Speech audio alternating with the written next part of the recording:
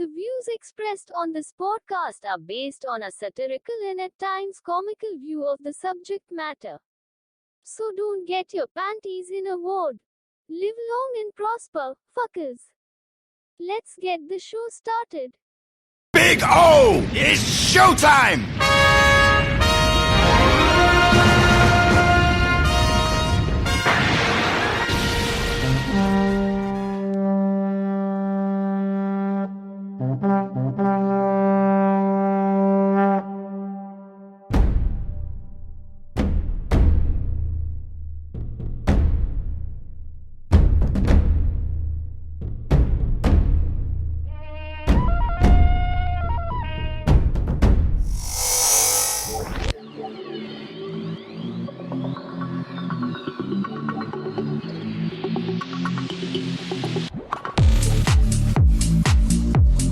This is the Tempest universe, man.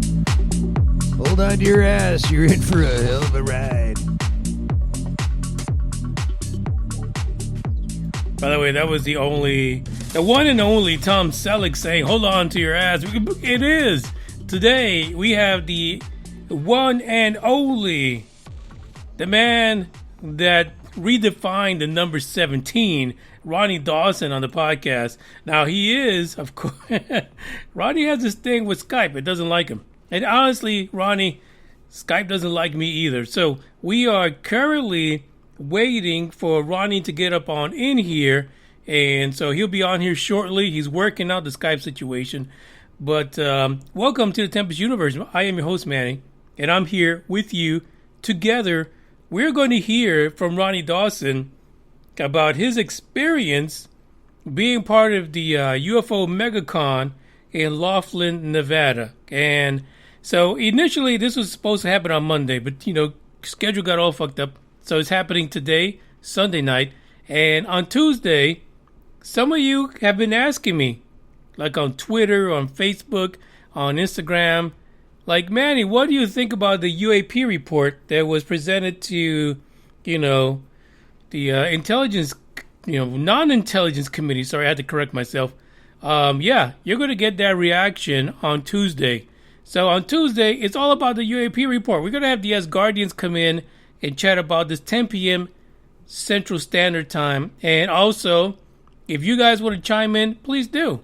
Come in here and talk about this 9-page disaster that's called the UAP, whatever, probe you, pay your taxes because we don't give two fucks about you. Yeah, that's what's going to go down. That's going to happen on Tuesday. And then Wednesday, we'll go back to our usually scheduled program of UFO news. I'm like livid. I'm livid about this UAP report.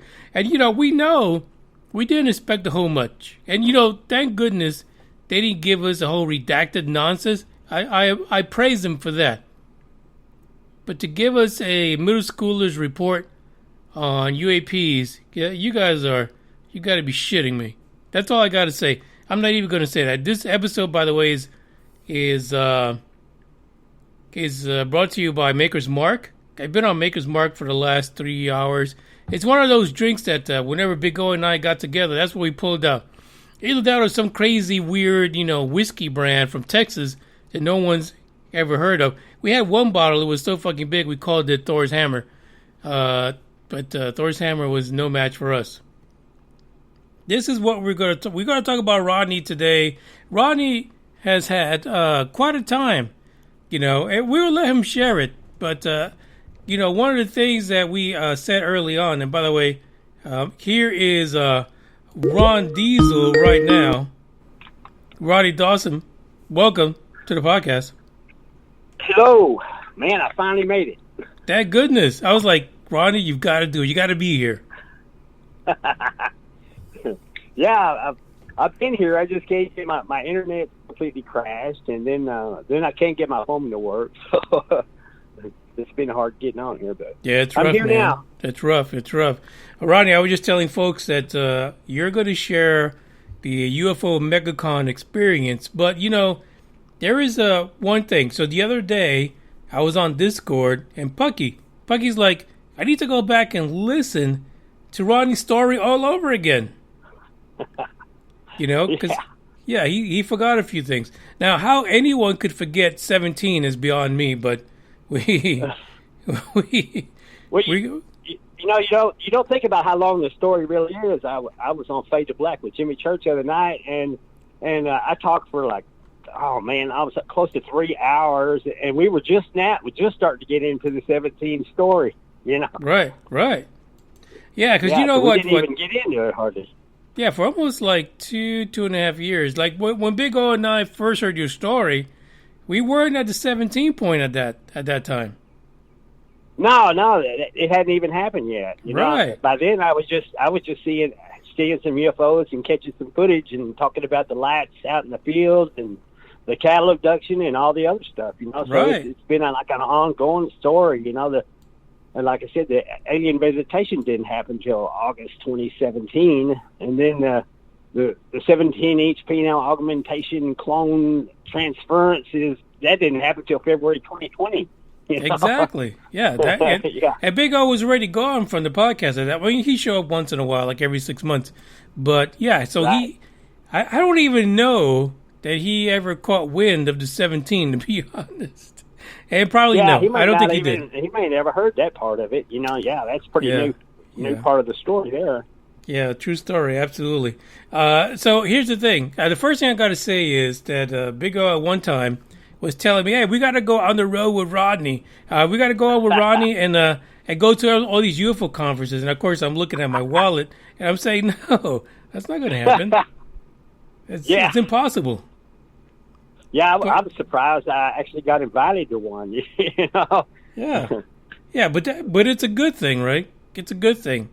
So. Oh yeah, Bob Brown is pretty much known for getting out there and beating the brush and finding the new experiencers out there that have great stories. And a lot of people have made their first conference has been his conference. You know. Oh really? I think Richard Dolan. I think that was the first place Richard Dolan spoke. There you go. And You know, now they have Ronny Dawson. Brown, you know, you got to give him credit for he gets out there and finds the stories, you know, and brings them to the public. So. And that's the way it should be, right? We can't wait for someone else to bring you forward. If you have a platform that can bring these stories that a lot of people are ignoring, to be honest, then do it. Well, get the people out there. Well, you know, you go to a lot of these conferences, and it's the same people, you know, year after year, you know, telling the same stuff year after year. Exactly. So it's like it's not a lot of opening for new stuff to come out. You know, there is a lot of new stuff out there. Man, I go to reading and do some research into stuff, and there's all sorts of alien encounters and alien sex stories and stuff like that. And I posted some of them there on the Tempest Universe, you know, and so there's a lot of people out there in stories out there, but I mean to actually get a chance to share them into the public, that's a pretty rare event, really. Yeah, I mean honestly, alien sex stories should be up there on everybody's list. Right. I'm telling you. So Rodney, just to bring everyone up to speed, because actually on the Tempest Universe, a lot of folks have not heard your experience, you know. So I guess by now, being in front of a stage and talking to people that have never heard your story, you've been able to kind of condense it to the point where you can present it and have folks, you know, enjoy your story. I can kind of give a brief synopsis of what all went on, you know. Yeah, just let's get it. Let's get into this the Ronny Dawson experience. Okay. Well, you know, I had for most of my life I'm not a lifelong experiencer. I hadn't really seen anything, you know. So it's about 2009. It was the first time I'd been working in the oil field for 24 years and not really seeing anything that I couldn't explain. And I always thought and wondered, you know, guys like me should be the first one. If ET's out there sneaking around at night in the rural locations, you know, I should be some of the first people that come across him, you know. I think so. I hadn't for 24 years, you know. For 24 years, I hadn't seen anything that I couldn't really explain, you know.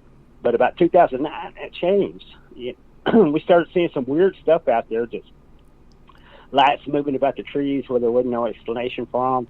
Lights dropping to the field, sitting there for a second, popping back up, and then flying away, and just, you know, and there wasn't any explanation for it. And it was mysterious, and it was strange, and it was exciting to be trying to figure out what this stuff is, you know. Right. The first really shocking thing I seen was I was going south to Cisco, Texas, towards Rising Star on Highway 183. And off to my, I seen I seen like three big lights up ahead of me. It was about 1,000 feet up in the air, large, huge lights over the highway. Then three more came on. There was 6 of them. Then three more came on. There was 9 of them. And these lights, man, looked like they were like 10 feet by 10 feet. And they were 1,000 feet up, and they just stretched across the highway in front of me. And I thought, my goodness, man, what in the world could that be? And then all of a sudden, 3 of them broke off and traveled over to a field about a quarter mile to my left. And I was headed right at this thing, you know, going down the highway and looking out my driver's side window. And this thing, a blue beam shined down to the field. And then I seen a bobblehead, looked like a humanoid, something out there with a huge head on it, with a yellow-green light glowing around the daggum thing, and on the ground. And then I seen something in the blue light that was darker, being lifted about 30 feet off the ground. And I was looking at all this stuff out of my driver's side window while I'm going down the highway. And then it looked like I drove under the other lights. They didn't go out. I just couldn't see them anymore. So I figured I was probably underneath whatever the heck it was. Right. And looking off to my field, I could still see the 3 light craft over there. And then I looked in that beam, and about 30 feet off the ground, and I couldn't tell what it was, but something was in it being lifted. And then all of a sudden, I got it. I got a good clear look at it, and it was a cow, and it was whipping its head from side to side. It was being lifted in the beam. And when I seen that, man, you know, that kind of confirmed what I had suspected all along. That was like, this has got to be ET out here messing around. You know, so yeah, that's just a wild experience. Yeah, I went from wanting to pull over and watch all of this happening to let's get the heck out of here before they decide to take me with the cow. And you know, people say, "Well, what happened to the cow?" Man, I don't know. Yeah, we're going to stick around and find out. You know? No kidding. You know? Who cares? Survival of the fittest. Yeah, gotta get the hell out of there. And there ain't a whole lot of people out there in the world. I mean, cattle abductions, you know, mutilations that have been around for a long time, but there's not that many people that have actually seen it in progress, right. You know. Mm-hmm. So I actually saw it in progress, and it was a scary sight, you know. Scary enough I didn't want to stick around and see any more of it, so I headed out there, and I was the rest of the night I was afraid they were going to show up, you know, follow me around or whatever. So it scared me pretty bad. As your first experience, that's just like, you know, like shockers, like what the heck's going on? Yeah, but you know, it deepened the mystery. But you know, I started seeing some UFO craft and stuff. You know, sometimes it was just the lights, but other times you could see pieces of the craft or part of the craft, and you could tell there was no explanation for what it was. And then we decided, you know, we was going to do the laser test, where I thought if I could go UFO watching, and I'd already seen 2 in 6 days, if I could actually shoot a laser at one of those suckers and get a video of it, have a friend record a video of it, and if the beam would deviate or something like that, you know, we'd have some real solid evidence to prove to the skeptics and scholars that, man, we're really looking at ET out here messing around over north central Texas. And that was my way of thinking outside the box to get that done, you know. So I was really like performing a scientific experiment on a UFO, and I had a helper, and we were UFO watching. We had the laser ready and everything, and I didn't think we were going to see anything. But my friend, a little bit before we gave up, he goes, "Man, look, what is that?" And I looked, and there's a 4-light craft that appeared, and this thing went about a quarter mile away from us, and it looked like it was about 100, 200 feet above the ground over there, and it looked like the same craft I'd seen earlier that week that had 4 big whitish blue lights coming out of the middle of it. I couldn't really see the shape of the craft, but I could tell it was certainly a UFO, and like the ones I had been seeing. And so I shined the laser around that thing, and I thought, man, I hope they don't take this wrong. You know, I know. It was scary. I mean, my heart was racing when I did this, and I thought, man, I said, I hope they don't take this wrong. And I was afraid, man, we might be 2 piles of ashes. You know, instead of 2 guys watching a UFO, looking UFO watching, we might be 2 piles of ashes up there. People are trying to figure out how we became. Yeah. So Ronny, at that point, like after you saw this, and then you were like, I'm gonna pull out a laser on this some bitches. I'm gonna show them. So at that point, who did you tell? By the way, this question is coming live from Dre out of Corpus Christi, by the way. And he's asking, hey, who did Ronnie tell at that point? That what happened to him? Well, I had been using the laser to help attract these things, and I was suspicious that these are intelligent beings. Maybe they're curious, like a cat. If you shine a laser up in the air, maybe attract them. And in fact, I was even getting attacked by pilots they identified UFO people like me as pointing lasers at airplanes and endangering their lives and stuff. And they actually singled me out at one point, like I'm the guy who's starting all this laser stuff. But I don't encourage anybody to shoot them in airplanes, and it's really not as bad as they try to make it. Yeah, if you're coming in for a landing or something like that, yeah, it's dangerous. But I guarantee you, I've had other drivers in the trucks that I work with, and I shot them at them, and they shot them back, and just to mess with each other because we're bored after at work.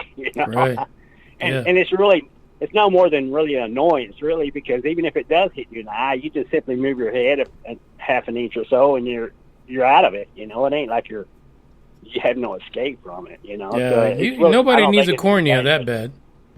Yeah.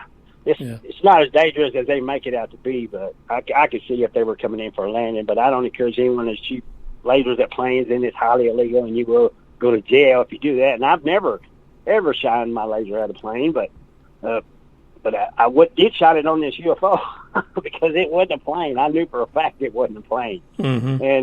And then I didn't get the beam deviation I was hoping to catch. And then I told my buddy Al that was there with me, and I said, I'm going to shine it on it, man. I said, man, I hope they don't take this wrong, but I just want to see if it reflects it or what, like mirror or what, And I shined it on it, and it just completely absorbed the beam. It didn't even light up where it made contact like you would if you shined it on the side of a car or something. Yeah, like you didn't see that spot on it. Beam. Yeah. You didn't see a spot at all. It just went dead straight where it hit it, and I was like, wow. And then and I told my buddy, I said, man, I hope you're getting all this on camera. And I looked over at him, and the camera is like 3 feet from him, and he's just standing there with his mouth wide open and his hands on his hip. I mean, it never even occurred to him to grab the camera, even though he was standing right beside it, and that was his one job, Yeah, that was his one job, But I understand, man. He'd never seen a UFO, and when you see something odd like that for the first time, and you're freaking out, and you're trying to put two and two together on what this is, and you don't want to take your eyes off of it, not even for a second, because you want to get all of it you possibly can, So he just completely spaced out the fact that he had a camera and that he was supposed to have been recording all this. But when you're sitting out there and you see it for the first time, like most people report, they're frozen. Like nothing in the world makes sense to them at that moment. Yeah. There's been times like that, when the craft was right over the top of my head, and the big compartment of the UFO the light came on. This is the sighting in 2011. I mean, I took one picture of the thing because I was so scared that something was fixing to come rushing at me out of the dark. And I thought I was fixing to be going away for a while, and my knees were shaking so bad I couldn't even walk. It was all I could do to muster one picture. And this was like the best total opportunity in history. I had the disc, straight over my head about 40 feet up, and then about 50 feet away, there's a huge lit up compartment that you can see into the UFO.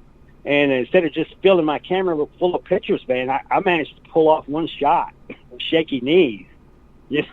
So, right. And there was something head and shoulders looking out of that thing at me. And I thought, oh man, it's time to hide. It is not time to take pictures. Yeah, no and kidding. I looked around and I was just waiting for something to come rushing at me out of the dark, man. That was not a pleasant experience. It stops being exciting and fun. And when that UFO moves over your head, man, it is a whole nother story, man. It's like a deer in headlights, man. Watching. They just stop. You just stop altogether. Yeah. Yeah. It gets real in a hurry. So tell me about for these guys who really haven't heard your story, your partner in crime that was using the lasers. From what I recall, something weird happened to him. My buddy Al. Yes, your buddy Al. Yeah. He ended up dying, and It was the 2013, December 9th, 2013, man. And like I said, it was like 6 months after we had made a UFO video and caught an anomaly in my house in that video, you know? And, you know, to this day, I wonder if they didn't pay him a visit like they did me and like the little alien home invasion I had. If that would have happened to my buddy Al, man, you know, he may have fought it so hard it gave him a heart attack and it killed him, man. Yeah, there you go. It felt like it almost killed me. You know, and that alien invasion happened the next day after the laser sighting at my house. You know, but you have to say, you know, I kind of asked for it, I guess. Man, you shoot a laser at a UFO, man, you're going to get their attention. And I did get their attention because the next night I had an alien home invasion, man. They came off in my house. They paralyzed me in bed. They ransacked my house while I was paralyzed in bed, and I thought they were after the laser. And when they got to the finally, when they every cabinet, every drawer in the whole house was open, and when they finally got to where the laser was being kept, the ordeal stopped. So all I can think is they were tasked with coming in and investigating the laser. I was surprised they didn't take it, but they had opened the gun cabinet that I had it locked up in, and then when, like I said, when they left, you know, my body's like, I had tried to fight the force that was holding me down in that bed and jump up and grab a golf club out of the corner and kill me some aliens because I thought they were fixing to kill me, man. Right. And like I said, you know, during that thing, I seen my first alien up close in person. It was 18 inches tall and the ugliest thing you ever saw, and it was like 10 feet away, standing in the doorway. And it had a face like an old man. It had an exoskeleton shell on it. It had thorn appendages hanging coming out of the shell. And this thing it was ran in on all fours. It then stood up on two right in front of me in the doorway. And I can see how that could be scary, but it almost seems like in the years that I've listened to the story, it seems like they targeted you more than you targeted them. Yeah, you know, it does. You know, there for a while, and my opinion has changed, you know, as I've gone through this thing. You know, there for a while, I was certain that they were tracking my phone. I thought, no, they're tracking my phone. They're tracking my phone. Everybody. And they're tracking my phone, and then everybody's going, no, they tagged you or something like that. And I'm going, no, I think they're just tracking my phone. But after I changed phones, they still found me. You know, right? So my idea changed. I said, okay, well, apparently they're not tracking my phone. You know, you know, I don't ever remember getting an implant, but somehow or another they're finding me, and I don't go to the same place every night when I'm working. You know, man, I cover a large area. You know, I mean, I go like 2 hours one way or 2 hours the other way, you know, so them being able to find me out there at night like they were, man, that's a complete mystery too. It's like, no matter what county I was in, they always showed up, you know. And actually, we're getting questions in the live chat whether or not you think that they maybe implanted something at one point or another to track you. We found a piece of metal in me, and we got a doctor's X-ray of it, and the doctor says he thinks it's just a surgical clip from a previous operation. You know, a surgical clip? How many operations you've had? But you know, they repaired a hiatal hernia on me at one point, so I'm thinking that's the closest thing to it. But it's deep under my rib cage, up, you know, close to a shoulder area, man. I don't. It's so deep, I wouldn't even think about digging this thing out. I mean, it ain't like something in your finger or toe that somebody could, you know, do a little bit of. This thing is deep. It would, you know, you just have to go in deep to get this thing, and I'm not curious enough to to have somebody dig that deep in me to see exactly what it is. It may be a surgical clip, you know. Right. But how would it move through your body like that? That's really strange. Yeah, I don't. You know, I haven't really seen it move around or anything like that, but I know that they found it during the MRI, and then we X-rayed it, and we found it, and I don't know. Do they leave surgical clips in people? And, you know, I'm kind of curious as who left it in there. Or I don't think they're supposed to leave surgical clips in you, but maybe they are. I don't know. Hey, sometimes they do. Sometimes they forget because they're human. Yeah, maybe it's something that ain't rusted, and you know, hope it's titanium or something like that. You know, not just regular old staple or something.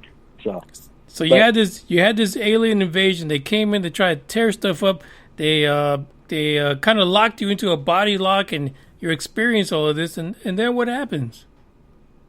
Yeah, it was like I said, they scared me half to death, and then I got angry, and I was like, well, they're going to kill me if I don't kill them. And they were up underneath the bed, and they were tossing the bed. They were picking the bed up, the bed frame and headboards and everything with me on it, and slamming it back to the floor. There was 3 of them in the house.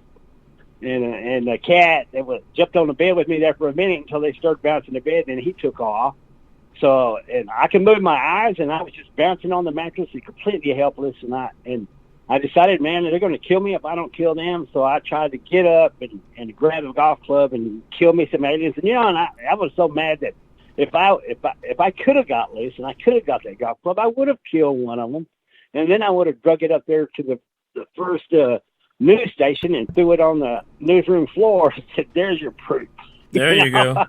Shoot, that would make some headlines. Yeah, but that didn't happen. I couldn't do anything. The more I fought it, the more it hurt. And I mean, it affected my breathing. It affected my heart. I thought I was fixing to die. And then as soon as they left and they released me, it was like what I had tried to do earlier got processed. My body was like a robot, man. It jumped up and it cursed and it grabbed that golf club, and I was angry as hell. And I had tried to do this 5 minutes earlier and couldn't do it. So it freaked me out. I've never, from the day I was born until then, my body had done everything I've told it to do. All of a sudden my body for the first time in my life is acting on its own without my permission. Mm-hmm. But it's just processed. They blocked the signal that it was being sent to my brain or being sent to my muscles or something. And then when they released me, that's the first thing that got processed. And it was really weird because all I know is I had a golf club in my hand. I was pissed off, and I tried doing that 5 minutes earlier. But now I was going on an alien hunt in my house, and I looked they had opened every drawer, every cabinet. They had broken dishes in the kitchen. They had knocked over a lamp on the computer desk and broken the bulb in it.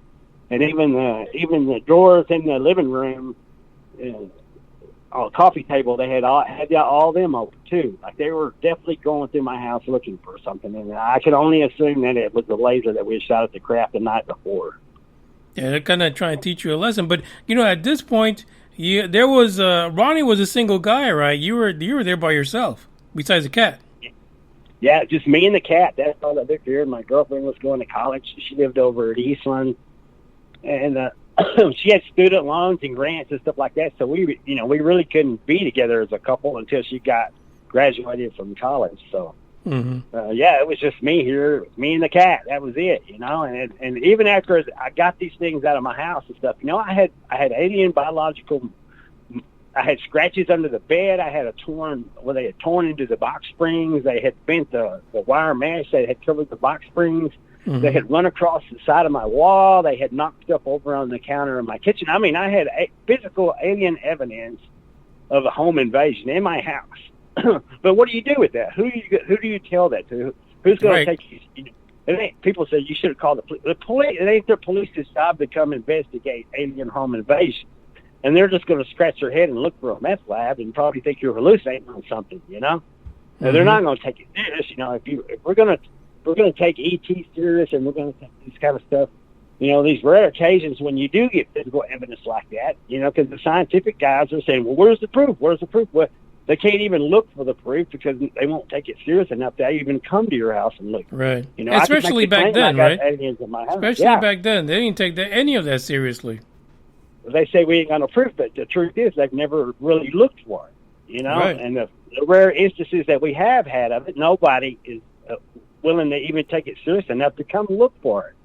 I would have loved to have a forensic team come over and take some evidence and samples, and it would have been a worthy progress too. They had to. I've seen them. These are physical beings. They were running amok in my house. They certainly weren't any creatures from Earth. Right. So here's a question. So we have a question live that says, during that time that you were kind of frozen, did you hear any humming noises or any type of vibrations? No, I don't remember any humming noises or any kind of vibration or anything like that. But I know when the things they ran so fast, it was like a shuffle. It was a really quick shuffle. Mm-hmm. You could see just a brown streak when they went by, and you could hear this slight shuffle.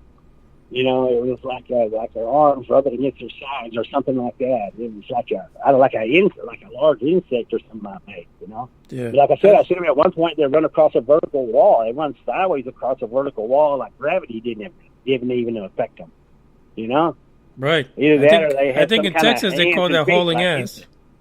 Yeah, man, I don't know. It was, you know, when I seen that thing run across the vertical wall, I mean, I was clinging to the hope it was a squirrel or a raccoon or something explainable. But when that thing run across that vertical wall, I knew right then. I said, "Oh man, this has more to do with what I went down last night than any kind of animal in my house." Here's a question, because after the incident, you did have a YouTube video where you kind of talked about it, but there was something almost paranormal that happened in that video. Was there a lot of paranormal things happening before the event in your home? You know, most of that stuff started happening a little bit later. It started happening after the 2011 Coleman, Texas. It's almost like I don't know what was going on down there in Coleman, Texas, but I've seen 3 UFO in a 1-hour period, and one of them was a mile-long mothership. They flew right on the top of me. And I mean, if they were trying to impress me, they certainly did a hell of a good job. And it was 1 year after the alien home invasion, and for that whole year, I didn't see anything, nothing, no lights, no nothing, man. It was so quiet. I thought, man, I guess I'll never see anything like that again, as crazy as it was. But they sure surprised me that night.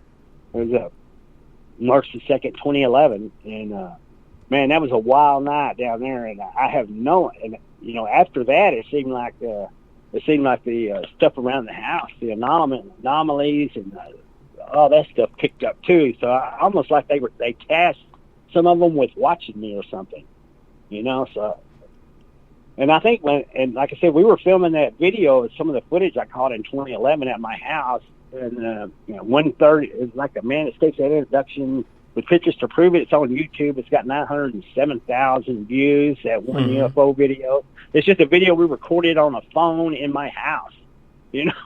And at 1:31 in that thing, there's this, my cameraman, which was Alan, the same guy I was UFO watching with, he goes, man, I swear I just saw like a ghost, man, right beside you, man. I'm like, what? And I remember you could still smell the marijuana smell on him, and I thought, man, I gotta get me a sober camera guy, you know. And I didn't really take him seriously when he first mentioned it, you know. I thought, and then we kind of looked back to the footage, and we didn't really see anything, you know, because it happens really quick. Actually, a YouTuber found it later on and said, look at 1:31, man, and we slowed it down and we turned the brightness up, and my God, yeah, it was freaking amazing. And I was like, oh, hell. He goes, that's it. That's what I saw. It almost sounds like Skinwalker Ranch, right? Like you have this UFO experience, and all of a sudden it's almost like a portal opened where you're at, and all kind of stuff starts happening. But yeah, you can see that footage. It's on the Ronny Dawson YouTube channel, and we slowed it down and we turned the brightness all the way up where you could really get a good look at it, and it is creepy looking as hell. And in fact, that's it. The thing... It shrinks into a ball, it shoots into my head, and I'm talking in slow motion. Right. Yeah, in my open mouth, man. In my open mouth, you can see that thing appears, and it's almost like it looks out of my mouth to see if the camera's still looking, you know, and then it disappears. It comes on, disappears again, you know. And, man, yeah, that was freaky. It was a wild deal. But, you know, I seen something even wilder than that I didn't catch on film. I mean, I woke up in my bedroom, and there was like a cloud over my bed with the bedroom light on, and I thought something was on fire in the kitchen. And then as soon as I opened my eyes and realized there's a big cloud of smoke right over the top of me in this king size bed, that smoke just took off and shot through the wall, man. I mean, and smoke couldn't do that, couldn't move like that. I mean, it was thick, about 2 foot thick, hovering about 3 or 4 feet above me in the bed, and then it covered the whole king size bed. And when I opened my eyes and seen it, it kind of freaked out, and the whole thing moved and shot through the wall. You know, I didn't have that on video, but I saw it in a room with the light on. Right. And that was the wildest thing I'd ever seen in my house. That was even wilder than what we caught on camera, man. You know, that's enough for me to move. By the way, Ronnie, I would just move out of there. That's too much. Yeah. Here's a question from the live chat. Is there any military bases around you? Yeah, there's there's I think Carswell over at Fort Worth, and there's Dice Air Force Base over in Abilene is 60 miles away. Mm-hmm. Fort Worth is 80 miles away. So there's bases around here. But like I said, we get a little jet activity when they're training, and they fly back and forth between the bases. I think the Dice Air Force Base, that's like a C-130 training. They do, and those are big planes. They fly. Oh, they're huge. They're back huge. and forth. Yeah. So it's not like they have a bunch of jets and do a bunch of fighting and stuff around there. Every now and then, we'll get some of that around here. But I mean, you can hear those things, man, from 20 miles away. I know. If there's a jet anywhere around you, you can hear it 20 miles away. I'm surrounded by 2 Air Force bases, and those C-130s are so humongous. It's so weird how they can stay afloat. Yeah. It's bananas. But we hear the fighter jets all the time zooming by. Yeah. And, people keep saying, oh, it's jets dropping flares. And I'm going, man, you can hear those jets from 20 miles away. Every time I've seen those UFOs, I can hear my truck idling in the background. I mean, those UFOs, there's no sound coming from them. Right. They're absolutely quiet, and they're not moved. They don't move with the common propulsion systems that we use. They don't pressurize stuff and squirt it out the back, like we do. Right. Whatever's making those things fly is not our typical propulsion systems. Mm-hmm. It just ain't. That ain't it. So when you had your mile-long UFO situation happen, I know you took the picture to a lot of places to try to get that analyzed by folks. Oh, yeah. The great thing is, nobody's going to believe you when you say a mile-long craft flew over you, but I actually got that thing flew over me. I had I had a little bit of memory left in my phone. I was already getting warnings, and this was like a 2011 flip phone. It was as good as it got at the time. It was like a military grade Motorola Tundra phone. It was similar to a Rugby, if you remember those. But it was like waterproof and stuff like that. And anyway, that's the reason I got it. Was like it was a military grade phone, and it had video capabilities.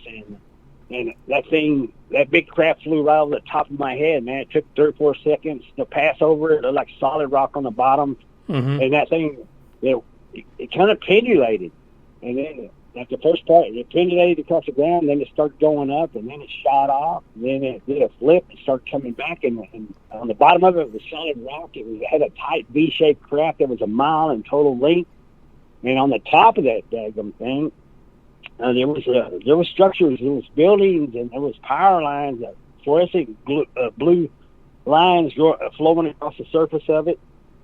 There was a big tower in the center of the craft that looked like it had a big array of lights on top of it with the blue power lines like coming down it.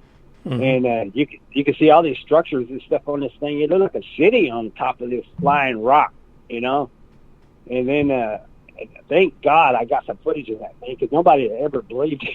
If I wouldn't have got something, man. That's significant.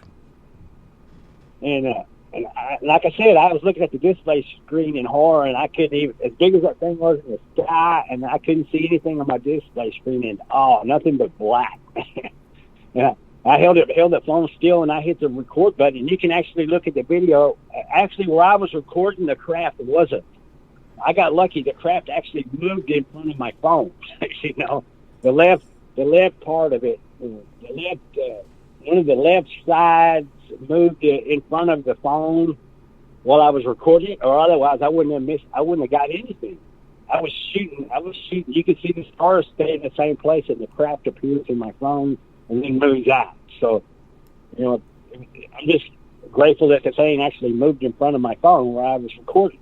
I wouldn't have got anything, but I got 7 seconds actual footage that cover about the quarter mile of the left half of the thing, and like I said, we've analyzed that thing and looked at that thing, and people have examined the footage and said, yeah, it was taken with the phone I said it was taken with, and it's never been touched by Photoshop, and nothing there is recognizable. This thing doesn't look like anything's ever touched it with human hand.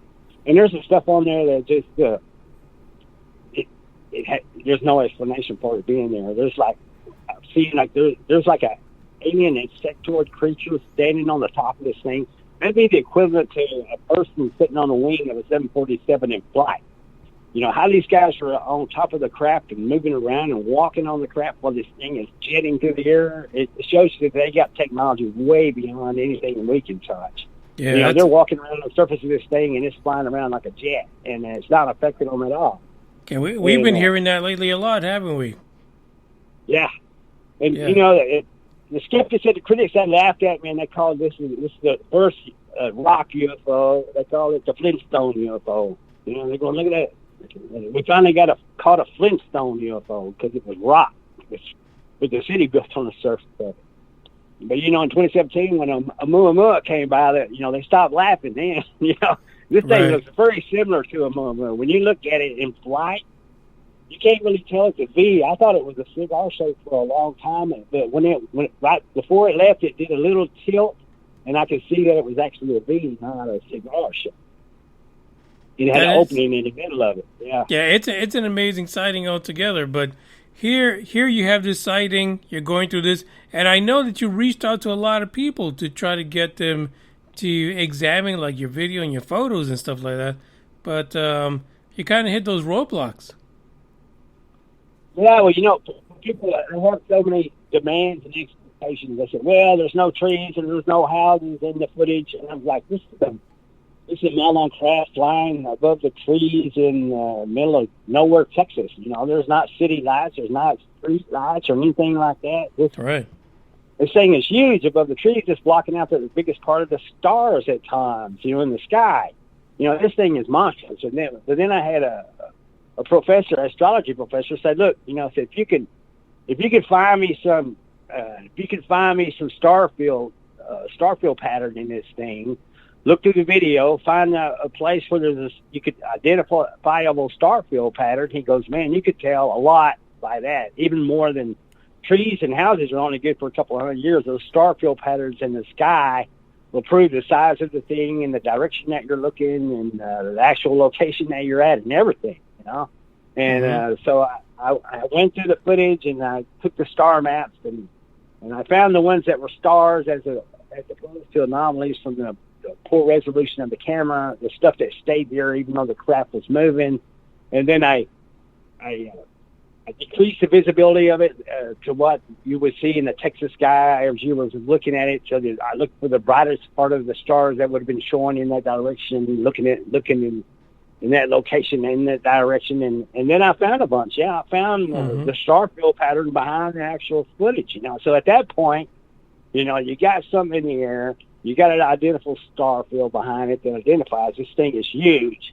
They're bigger than anything we got flying around there. And then I had some skeptics, they dared me to file a FAA low craft report because that's a felony offense to file a false report. If I'm doing it for attention or something like that, you wouldn't dare do it, right? But I said, yeah, I have no problem with filing a FAA low craft report. Man, I know what I've seen. I got footage of the daggum thing.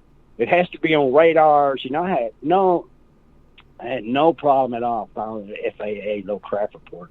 And like I said, there's a Dice Air Force Base from where the sighting was 68 miles, and it's about 80-something miles from Dice.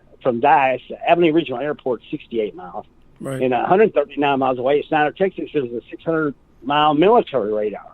So I know good and well this thing a craft that big has to be on somebody's radar. And so I filed a FAA low craft report. We had a phone conference, and the FAA told me that all known craft in the area had been accounted for without incident and that I should report my UFO to Newfork, National UFO Reporting Center. So I was like, my jaw just dropped at the fact that the FAA actually used the term UFO to describe my craft. Exactly. So because normally they don't even touch that. I got pictures of the UFO. The FAA referred to it as a UFO. And then I've identified stuff on the surface of it that is clearly can't possibly exist using the human technology. Creatures on the surface walking around while the thing's in flight. And there's creatures on there that cannot be identified by zoologists. So, you know, as far as I was concerned at that time was, for me, it's case closed. Disclosure has happened right here, and I've got proof of it. But I don't. People want more. They want it to come from a military source. And you can see how much progress they're making with that. You know, and you're going to pry the secrets out of the government's hands. It ain't going to happen. You know. Right. Because at that point, still, it wasn't out in the open. We don't have videos and Tic Tacs and all that kind of stuff happening. So, it's difficult for you. Yeah, and the footage, it's not great footage, but it's not bad, man. I'm thinking it looks pretty daggum good, man, for considering it was a flip phone of a moving object at night. The thing had lights on it, and, that helped. It was pretty lit up, so that helped a lot. But like I said, the footage is not so bad that you can't tell that if it was something identifiable, you'd be able to identify it. But it is certainly nothing identifiable by any of us. Absolutely. So, Ronnie, I think we're going to take like a quick break here for about 3 minutes. I'm sure you can use that to recoup a little bit. So we're going to take a 3-minute break, and then we'll be back. And then you're going to take us to 17, because that really is where things get a little wild for you. Oh, yes, it is. Big time. So, folks, hold on for like 3 minutes. We'll be back with Ronnie, but we're going to have a song that I dedicate to my buddy in office, Biden.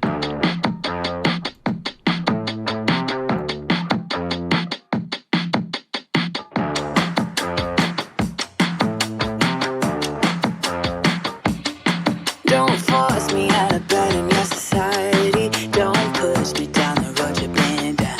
Don't try to fix my head, it's just your anxiety. Don't hush me now, 'cause I just wanna shout.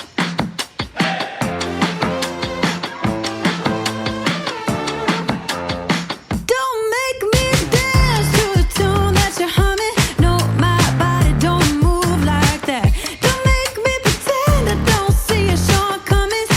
You'll be running when I raise the black flag. Get out your bomb and fly away. We'll be dancing with our hands in the air when our new dawn is rising.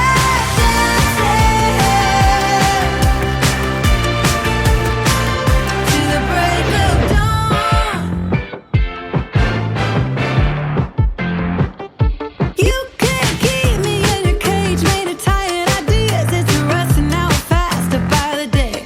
I won't wear your leash, I won't take no deals. I won't stay quiet when there's so much left to say.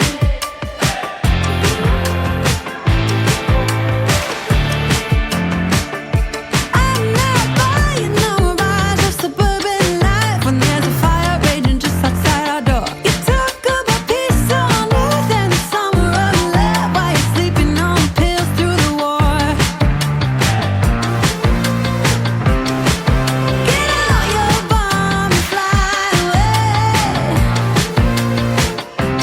We'll be dancing with our hands in the air when our new dawn is rising.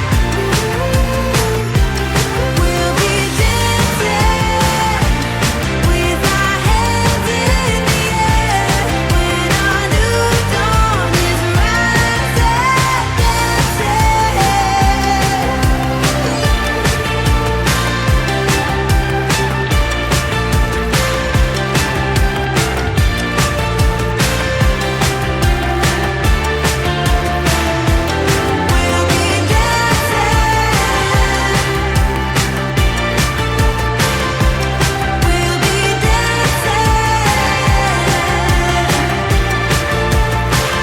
to the break of dawn.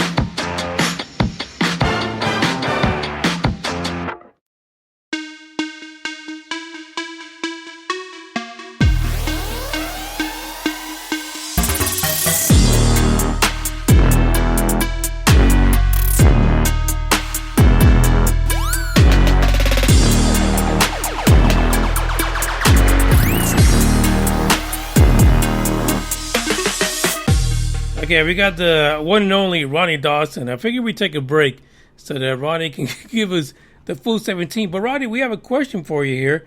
And it says, ask Ronnie, has the MIB or government officials ever asked him about these events? What say you, Ronnie? No, they haven't. But I mean, I've been seeing on LinkedIn and stuff like that where they do. It's like they do pull me up and they look at me. And it says who they've been looking at my LinkedIn account. And there's been a few times when I have seen the White House and the government actually, taking a look at me. And I'm like, oh, that's kind of scary. So I've definitely got somebody's attention up there. But no, you think they would? They would talk to me. They would ask me some stuff. But no, I haven't. I know they're snooping around. I know they're checking me out on different media and stuff like that. But as far as actually just calling me up and talking to me, asking me some questions, no, they haven't. They wouldn't. They're probably afraid to. Right, and things like the NSA. The NSA is always spying on people anyway. And they don't really need to talk to you. They just listen to you all the time. Yeah. Exactly. Like guys like Richard Doty. Yeah. He's pretty much confessed to that kind of stuff, Right. I mean, Come on. We know. But so we had the big incident. You saw the gigantic craft. But then something almost amazing happens to you that is like, takes the story into a completely different light. Tell us about the ladies that visit you. Yeah, like I said, it was after seeing the sighting and we're making videos and we're getting in the news and stuff like that. And then my buddy Alan died, which kind of freaked me out, and I didn't know what the circumstances were behind his death, but it was kind of scary. And, man, I felt more alone than ever. He was like, He was my guy, the guy I talked to, the guy I went UFO watching with, the guy who I filmed a lot of my videos with. He was the one guy who could listen to me. I could talk to him, and he actually believed me because he had seen it too, He died, so it was tragic. Yeah, it was tragic and heartbreaking. He was my best friend for many years, so it was heartbreaking. Terrible loss. And I felt more alone than ever. But like I said, I was still seeing some anomalies here around the house, and I didn't know where all this was going to head, and it had been a while since anything significant had happened. Once again, it really slowed down, and I started wondering again, maybe I won't never see anything like that again, I think maybe they're done with me, and but then just out of the middle of nowhere, the last thing I ever expected was I was working nights. I came home from working one night. I got in about 3 o'clock in the morning. And like I said, I go to bed and I wake up about 10 or 11 in the morning, sleep as late as I can. I got the bedroom. It's kind of dark in here. But it's 9 o'clock in the morning. My wife is up doing her thing, trying to be quiet in here so I can keep sleeping as long as I possibly can. And then all of a sudden, I'm laying here asleep in the bed by myself in my house. And all of a sudden, I have what seemed like a dream. There was like two females pulling on my arms, and I'm like, what in the world? And I felt and I slipped out of their grasp. And all of a sudden, I fell back, and I thought, man, that's a weird dream. It didn't wake me up, but it kind of made me a little more conscious of what was going on. Right. And then I laid back and I kind of dozed back off to sleep again, thinking that was a weird little dream. And then next thing you know, they got me again by the arms, and this time they're pulling on me again. And I look over and I can see one of them in the face, and she's saying, "Help us!" And I'm struggling to get free of something that's got me. I don't know what it felt like they're pulling me out of a manhole, like a manhole, or I was stuck in the mud. Something had me, and I was trying to get loose. And they were trying to help me, it seemed, so I started helping them.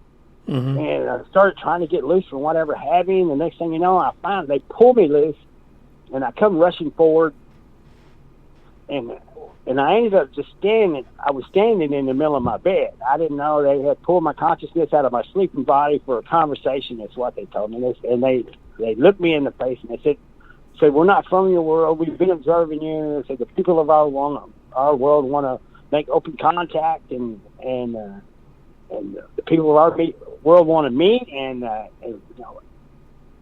thought, this is some kind of a joke, or what the hell is going on here? And I Right. looked, What's going down here? yeah, and I'm thinking, I'm looking around, I see my room, and they said, you're fine, you're not be harmed, your body's sleeping peacefully in bed. And I thought, she just said, and I looked, and in my bed, there was somebody sleeping, right where I sleep. But I'm thinking, what? Now I wanted to walk over and look down at my own face to see if it was really me, because I couldn't really see. I couldn't really see who it was. And so I tried to take a step. I fell forward, and I put my hand out to touch myself, and my hand hit on the person sleeping in the bed just below their knee, and I felt the leg, and then all of a sudden my hand went right through it felt like I broke the bone and went through the bone. I could feel the softness under the mattress underneath. And then that freaked me out, and I looked down to see why I tripped, and then I could not see my legs. I could see my legs like cut off at the top of the bed, like I didn't have any legs. Like I was walking on my knees on top of the bed, And, right. And I kind of freaked out, and I was like, what? And then they grabbed me by the arm, and they weighted me out of the bed like a drunk or something like that. They had me by the shoulders, they weighted me out of the bed, and I'm sitting over there, and they're going, we're not, and I'm thinking, well, I look at that one, she's tall, blue, athletic, she's got like an athletic suit looking thing on, and then she's got this big ruby to her left cheek. She's got like a diamond blue to her forehead. She's got a tattoo on her right cheek, and her skin is blue. She's got short black hair, huge freaking eyes, man, and her eyes completely fill the eye socket. Mm-hmm. I mean, there's hardly any white at all around these things, man. They're giant, man. There's no way that she could walk around in a store or a Walmart without people saying this is not a human. Right. Her eyes are freaking huge, but they're not black; they're blue. Anyway, I looked at her and I'm thinking, good God, this is an odd-looking gal. And I thought, man, this is a hippie chick. Then I realized those eyes, man, those aren't human. And then I looked at the other one, and the other one had blue hair, and she was a little more muscular, shorter. And then right there, she looked like a beautiful woman, but right there, and her eyes looked human, and her face looked human, but right there where her nose started, before it got to the tip of her nose, man, it turned into like a lion's mouth. And it even had whiskers coming out of the top lip that were like trimmed, and it reminded me of porcupine quill sticking out where the whiskers were. And I looked at it, and I thought, man, if that's a costume, it's a dadgum good one, man, because this thing, it looked real. And I thought, okay, so they just told me that they're not from my world, and they're sorry for disturbing my rest, and they need to have a conversation. And now I'm starting to having to come to terms with the fact that these aren't humans. These are actually E.T. This is E.T. right here in my bedroom. And having to go through all the stuff I've been through, I remembered all that, and I'm like, okay, E.T. has just showed up. E.T. has just made an appearance on the scene, and it's two females. And I'm trying to come to terms with who these are, and they go in and tell me how they found us in the latter part of the 40s. Our nuclear testing sent light radiation off of one of their planets, and they thought it might have been an interdimensional attempt at an attack, and they've been attacked by a malevolent species on their planet. At one point, that destroyed almost a third of their planet in an interdimensional attack, and they had a defensive countermeasure set up, and that didn't go off when our nuclear testing light radiation went off, and they investigated what it was, and they found it.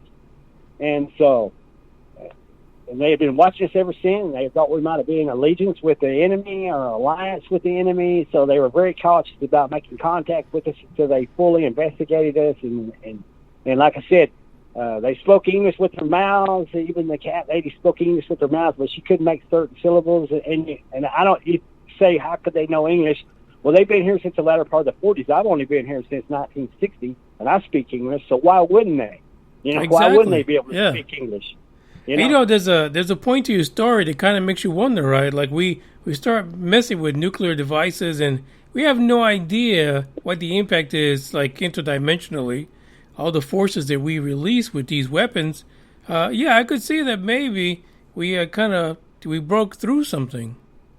So they kind of let me know how they found us and why it's taking so long to check us out, and they realized that we're not a threat to them, and the people of the world are demanding to meet us, and their science serves the wants of the people, unlike our science serves the needs of the dollar.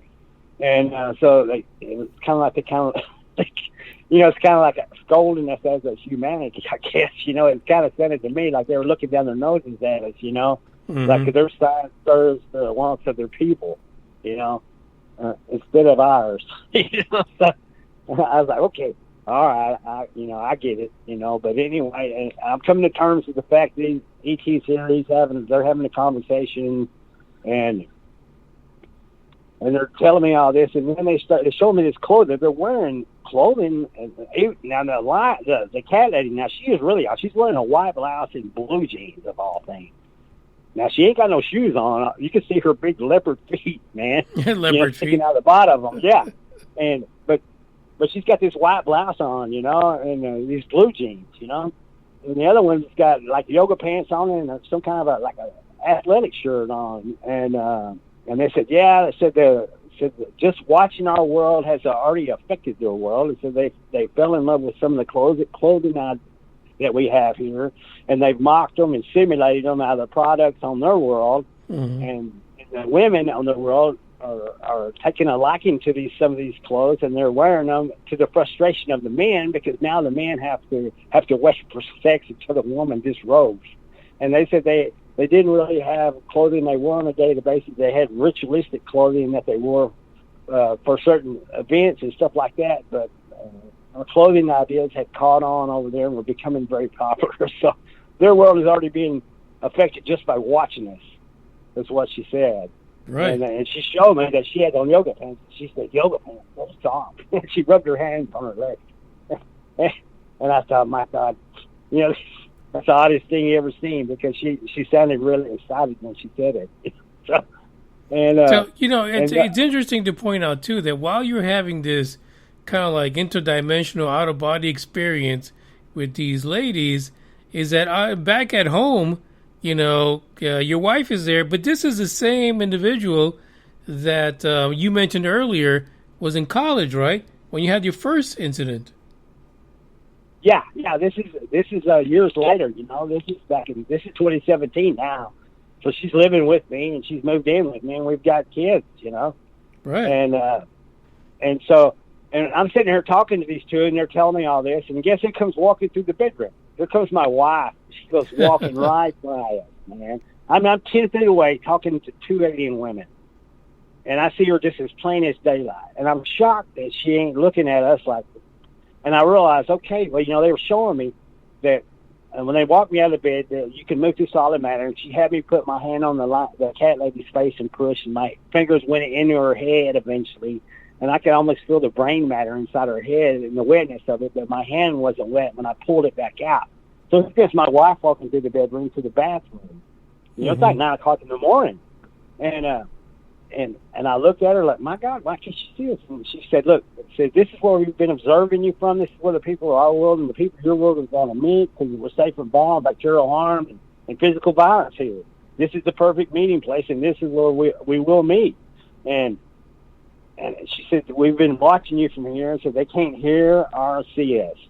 And I thought, well, I just saw that because my wife didn't see us at all. Well, she come back out of the bathroom and she stopped. Now my wife has stopped. She pauses and she looks over kind of towards us where we're standing, and the cat lady freaks out. She looks at the blue lady and says, she says, can she see us? And she says, no.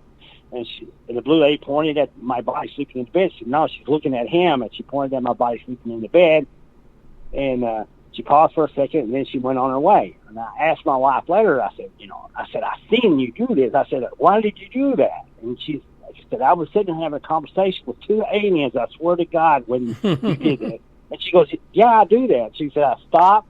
She said, because you've had sleep apnea, So I look, and I make sure your chest is going up and down, that you're all right, then I go about my business, you're breathing okay. If you're breathing fine, I go on my way, But when I never knew she did this until I asked her about it and actually seen her do it, And she goes, yeah, I do that, And that's why she does it. So, but it freaked ET out that, she paused for a second, and then my wife left, So I'm sitting here with these gals again, still having a conversation, and I remember it this was like August 2017. Now, July of 2017, I went to the Roswell UFO Festival, and Stanton Freeman, Don Schmidt, and some guys were over there, and I remember showing them some pictures that I caught of my UFOs and stuff, and I said, Right. man, I'm just an old truck driver, if I get a chance to talk to these guys, what should I ask them, I asked Stanton Freeman, and Don Schmidt said, well, he said, just ask them how they got here.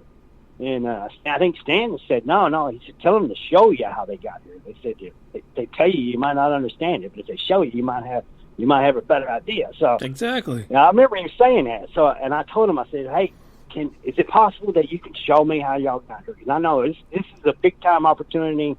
I mean, these guys, they seem like they're pretty busy, and they got stuff they want to do, and they got stuff they want to say. They ain't got they ain't going to spend a lot of time sitting around answering Ron's questions, so a lot's going on here, and it's going on quick, and I'm trying to come to terms with it, but I thought, can you show me how you got here, And they said, yeah.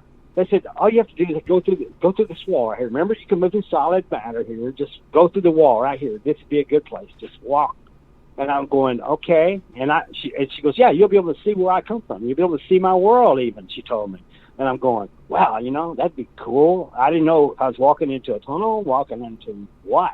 God only knows. All I know is they instructed me to walk through the wall. There's a picture on the wall. It has a glass on it. And I remember going really slow, and it was irritating them. They're going, come on, hurry. You'll be all right. You're fine. You'll be fine. Go.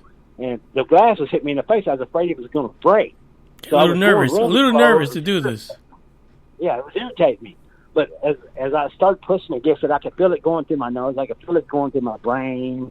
I could start going through the wall. I could feel the sheetrock in my stomach. And it didn't hurt, but it felt very unnatural, man. Inside the wall, there's a stud in the wall, and it went through my right shoulder. Remember, you have a little bit of mass here, but not a lot. And it ain't like walking through smoke. You have to struggle through solid matter. So I was like having to struggle through the wall, and you could feel the sheetrock and stuff moving around in your stomach. And, it's a very uncomfortable feeling having to move through that solid matter. So, and that stud in the water went through my right shoulder, and I remember I had to struggle harder to get through it. And then I think there was some miscommunication because I think those ETs wanted me to look through the wall. I didn't think they wanted me to walk through the wall, but I took it they wanted me to walk through the wall. So I took a step to the floor, and I ended up falling in I was in outer space, zero gravity, and I was floating zero gravity. There's an alien planet off to my left. It had three major continents. It had thin oceans. It had one huge inland lake. It had a huge desert area. It had frosty north and south poles. And I only seen one big lake, and it looked like a river that made it to the ocean. And over closer to the water, there was more of a wooded area that looked like you could see the jungle and stuff like that, as opposed to the desert area and the other part of it. And I was looking at all this going, my God, and they had some kind of anomaly up in their sky looked just like our sky, except there's a whole lot more stars and stuff. This is closer to a galactic center somewhere. And you could actually see the galactic center in their sky. You could see the suns being sucked into the black hole in the galactic center, man. And it's like seeing a black hole up close and personal. And it's beautiful and frightening at the same freaking time, and amazing. And I mean, I realized, and I'm looking at the dark side of the planet. I could not see their sun. I was on the dark side of the planet, but there's so many stars in their sky that it can't get dark there like it does here. There's just too much light coming from all these stars in their sky. So I realized I'm actually looking at the dark side of the planet. We got a question for you on the live chat, and that is, do you think that these individuals that took you into kind of almost like their dimension, do you think they were at all related to your very first incident? I believe they are. I think like the little guys that were in my house in the alien home invasion, I never saw them again. But I think what those guys are subservience to these guys. Mm-hmm. I think maybe the gray aliens that abduct people and take biological material, I think they're probably subservience of these guys. Those guys are very viral resistant, and they use them to take. And they did say at one point they like raw material better. They like to work with raw material other than the material they gathered from me during this alternate reality consciousness or whatever it is. Right. And so And I think those other ones are just subservience of these guys. Mm-hmm. You know, and then the ones I've seen on the craft, there's huge 40-foot insectoids. Here I'm talking to a blue lady and a cat lady. There's a 40-foot insectoid. There's one that looks like a dog with a flat face with horns on it. I mean, so there's several different species, and none of the species that I have seen up close and personal are the big black-eyed gray aliens that everyone else seen. Like So you I had don't know. your whole new, completely set of aliens that you experienced in your lifetime. Yeah. And something else that occurred to me is, these guys, they said they found us in the latter part of the 40s. Who's to say that they didn't find us and find the gray aliens that they shot down in the Roswell craft? Yeah, possible. Maybe these are the guys that found the gray aliens, and maybe these are the guys that shot them down. Because it may be the gray aliens were the ones that in alliance and allegiance with the ones who had attacked them. So who's to say that these aren't the guys who shot down the gray aliens that they found in the Roswell crash? Right. Yeah. And well, it's funny because the Roswell is coming up, and they haven't announced any new findings. But Ronnie, you could be sharing something with them that they need to look into. Absolutely. Were those crafts shot down, or I mean, if you're an interstellar traveler, why would you come to Earth and crash? You have to consider that. Right. That always is puzzling to me. Yeah, it's like, why would you come to Earth and crash? If you should be able to handle a lightning storm. It ain't like the first lightning storm I'm sure they encountered. So they had to crash for some reason. And who's to say they weren't shot down? Mm-hmm. Who's to say these guys didn't find them? And maybe this Earth was a staging area for an interdimensional attack. Right. And so that explains some of the pyramids. Maybe the pyramids are part of that weapon system. It's possible. So these ladies they got you together. They took you into a new dimension. But there's something they wanted to show you, huh? Yeah. And I was out there and I was taking all this in, and I actually drew a sketch. Yvonne Smith out there, the famous regression therapist out of California, she said, "Ron, this is important, so draw the details, everything you can remember, and put it on paper. If you couldn't get a picture of it, sketch it out, And so I did, I sketched it out. And I remember when I was out there and I was doing this forward head flip, and I had the chance to come back and see what I had walked out of it. It's a perfectly square crystalline box floating in outer space. No technology on it, no lights on it, nothing. Just a black box floating in outer space off this planet. On the outside of it is where I just walked out of, and on the inside of it is my bedroom. Whether this is a Stargate chamber or what in the world this thing is and how this works. And I've even thought that maybe I didn't go to another dimension. Maybe they beamed me up to zero gravity up in their craft up in space, and maybe they were showing me a holographic projection of where they come from look like. Yeah, at this point, anything's possible, right? Yeah, I mean, I don't have enough evidence to say where I was at for sure. It's very well possible they could have beamed me up in outer space, and I could have been in a craft, and they could have been showing me a projection on the walls of what the sky looked like around there, And the black box, who knows? Maybe it's a teleportation chamber or something like that between the ground and the craft. There's so much I don't know. All I can do is speculate that whatever it is, it's a wild trip. I can tell you that. Right. And I could almost see a gravitational wave moving across the planet at a time. Now, whether it was caused from the anomaly that I seen up in space, the black hole being that close to the center of the galaxy, or whether it was actually some kind of a simulation being projected, But I did see it look like a wave move across the planet from time to time. And but who knows what that was? Yeah. So you have this experience. They show you all these neat stuff. And what year was that? This was in this is August in 2017. 2017. Went down. Yeah. 4 years later, Ronny Dawson is in Nevada. Yeah. How was that experience for you? And when you told your story to this audience, how did they take it? Yeah, it's a wild, crazy, wild ride of a story, and And the thing was just having the courage to get up there and do it, because, I've told it sitting at my house on the phone or on the radio, but never in front of a live audience before. I mean, I didn't have to go to stage producer. I didn't have to walk out in front of the lights. I didn't have to walk out in front of the crowd. I didn't have to hold a mic. I'm not good about holding a mic. And while I was up there, I was giving my presentation, holding a mic. I actually hit myself in the teeth at one point. Yeah, I was telling the story, and I whacked myself in the teeth with the mic,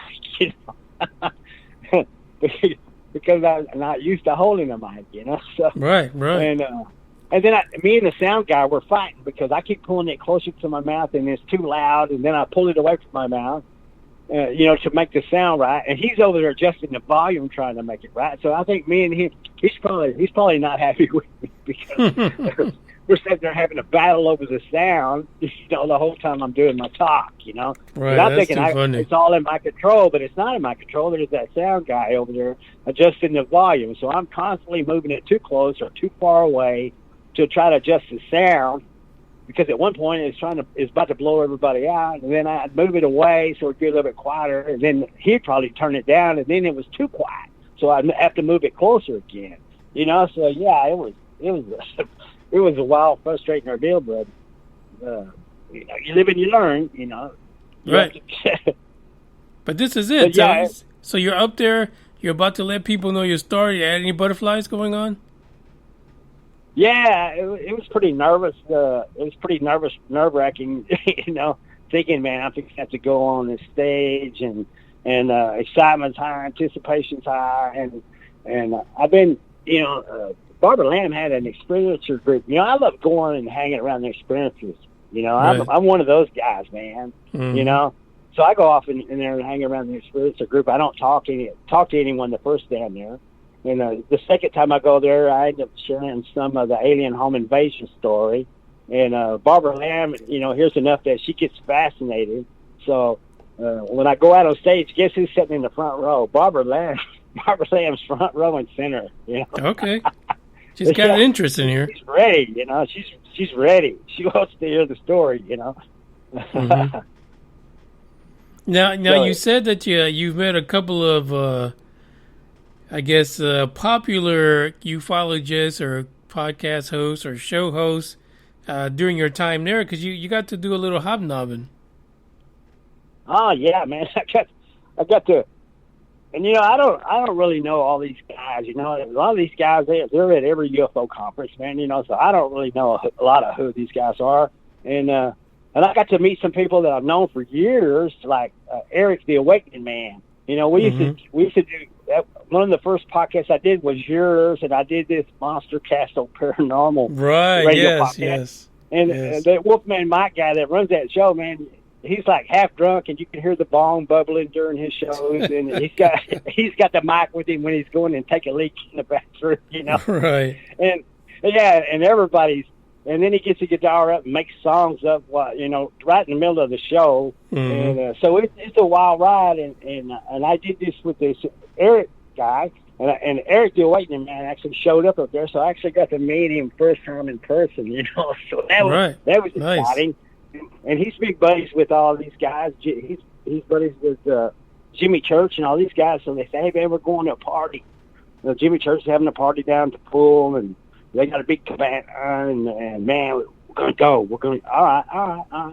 He goes, I said, I got the key to get us into the pool, and so we went off down there, and so I'm sitting there talking to him and talking to this other kind of weird looking guy. I thought, well, I don't even know telling who this guy is, Well, it turned out the guy's Richard Doty, man. So there you go. Doty for quite a while. Mm-hmm. I didn't know it was even Richard Doty. And Richard Doty, he don't have a clue who I am either, I don't think, So, and anyway, so Jimmy Church, he starts passing out the Patron shots. So we're taking these shots now, and so we're gonna get Richard Doty drunk, man, and make him spill the beans. There you go. That's the guy you want to get drunk. Yeah. I was like, yeah, that's a noble cause. I'm all in on that. But Richard Dolan was there, and then there was a guy. think it was man, I can't remember the guy's name. There was a real old guy there, and I think it was Gordon Mitchell. I think Lieutenant Gordon Mitchell. Yeah, he's like a military leaker or a ufologist way back. Old guy. Mm-hmm. Man, he was there. And I was like, wow. They were going, yeah, that guy, man. He's been famous for years and years in ufology. And I'm going, yeah. And, man, he looked like he was like 90. He was really old, man. And so yeah, it was a pretty wild deal, getting to meet these guys. But I had to speak the next day, man. I'm like, man, I can't be sitting here hanging out, like drinking tequila, and go up there to speak in front of a crowd tomorrow morning at 10:30 with a hangover, you know. So I drank a few Patron shots, and then me and my wife, we said, we got to get out of here, man. I could tell where we're going to. You don't want to hang around this party too late, Yeah, no kidding. The show's not going to go down well tomorrow. Mm-hmm. So take me to the point. Take me to the point where you're like up there. You're giving your story, because you've over the years have kind of become really comfortable in telling your story on a podcast, and even like on YouTube and stuff like that as well. But here you have your live audience. You're telling your story. Are you looking at their faces? Do you see how they're reacting? Doesn't even matter to you at that point, because you're more focused on delivering it. Yeah, I had a slideshow going, and I knew I had a lot of ground to cover, and I had an hour and a half to cover. And I've talked enough of podcasts to know that, my God, man, I could talk for an hour and a half and still not get everything in. So I'm like, man, to get through this, I have to go get. It's not wasting a lot of time, and yeah. So I knew the clock was ticking the whole time I was up there, and I did. I talked for the whole hour and a half. I know a lot of people got up there and talked and run out of anything to say after an hour, and then had people ask questions and stuff like that from the crowd. But man, I knew it was gonna, and it did. It took. Jimmy Church was actually coming out trying to rush me off the stage, man. Oh, really? And I was running out of time. I probably could have used another 5 minutes. We were just starting to get into the 17-inch story, Mm-hmm. So I just barely even briefed on that, I was out of time. It was time to get off the stage, I was like, wow. So we didn't get a whole lot of that story in, so. And even the other day when I was on, I did like, man, a 3-hour show. We just barely got into it, Yeah, it's a long story. Show. Yeah, it's a totally long the last story. Part of that. You could probably do a whole show just on that last segment, Right. So there was something fascinating that you told me after the show, after your experience. Actually, it was the day before it finally ended. Was that you actually ran across someone that had cat ladies in their own experience? Yeah. We met Erin Montgomery over there, and she was one of the speakers at the conference, and we made friends with her, and we sat with her several times and drank wine at some of the meals and stuff we had. And she's an experiencer, and she showed me a book, and she said, I want to show you some of my books. She heard my story. She showed me a book, and it was a cat man. And he had, it was a humanoid, but he had a cat smile, and had the long nose that turned into a cat smile. She said, look at this guy. And I'm going, my goodness. I said, look like you're running into some of the same people I'm running into. Exactly. And she said, yeah. I said, what's the story on that? She said that she said it just he walked right through their living room one day, just right. Yeah, her and her daughter, I think, seen him.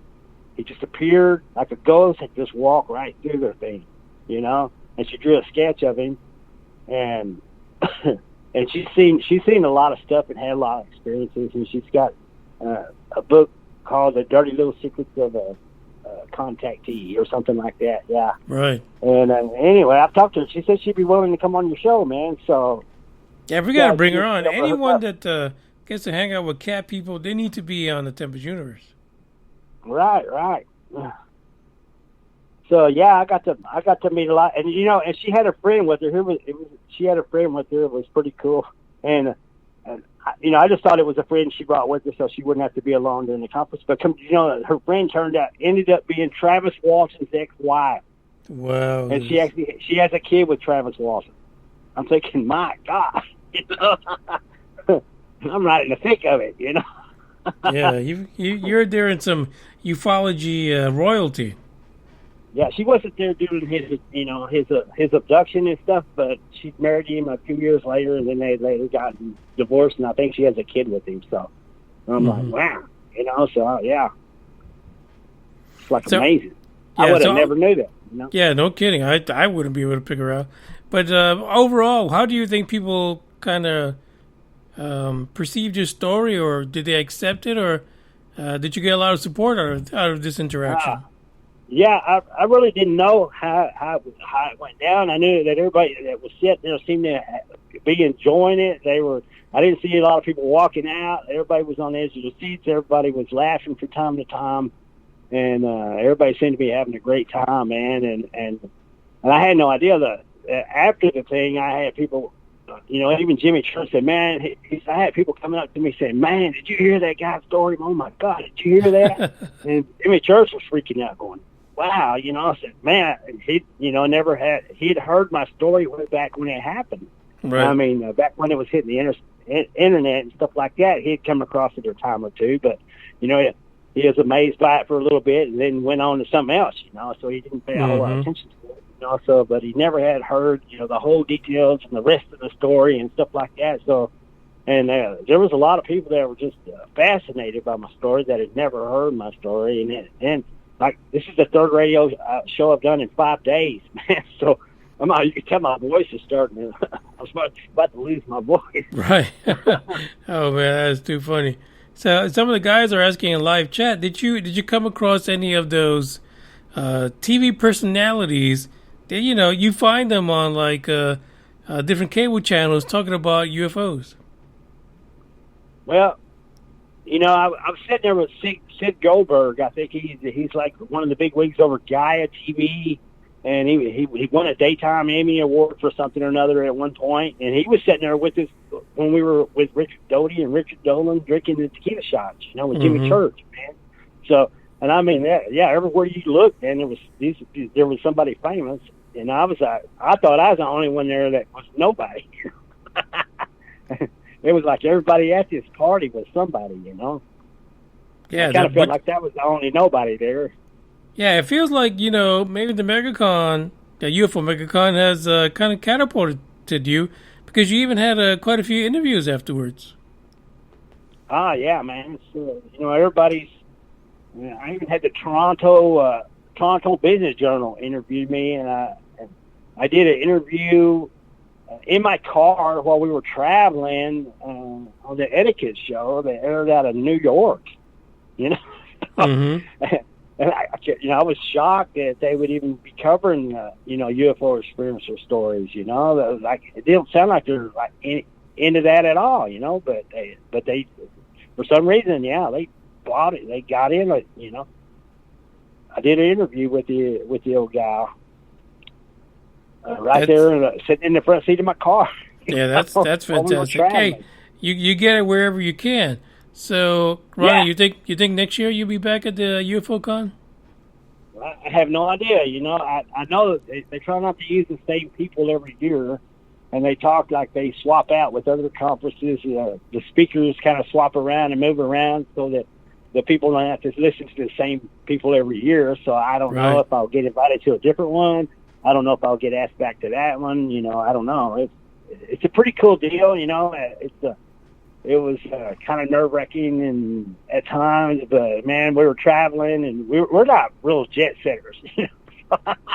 Exactly. So, flying during the COVID, wearing the mask the whole trip, parts of it are frustrating and, but yeah, it was a 2.5, almost a 3-hour flight in Las Vegas.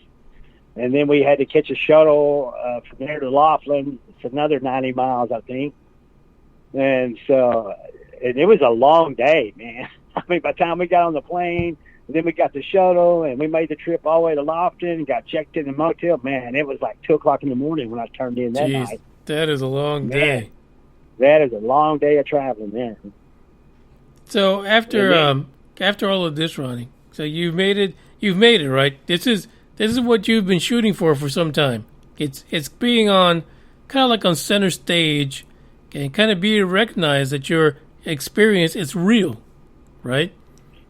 Yeah, well, there have been times in my life when I didn't want to tell anybody, and then there were times in my life where I was frustrated that nobody believed me, and I just didn't want to, and I just didn't talk. I quit talking about it, and then I thought, if something happens to somebody like this, I think you have a responsibility to everybody. You have you have to put your pride and your ego and all that aside and say, they have a right to know, and I have a duty to tell them. Right. And if I don't tell them, who is?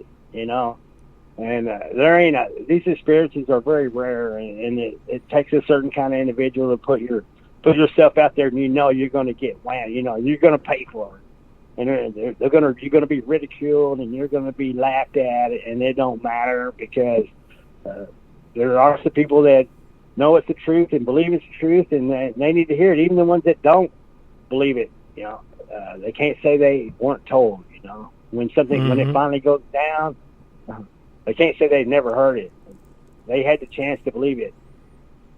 And I feel like I have a duty to tell them. If I've gone through the experience and I'm dealing with ETs from another world, and I'm having conversations that affect every man, woman, and child on the planet, and I represent everybody here on Earth whenever I do have conversations with these beings, I feel like, I have to represent everybody, and I have a right I have to tell everybody. And the ET themselves told me, they said, tell the people of your world that when we do make contact, all that we ask is that there be no physical contact unless a request is made and permission is granted.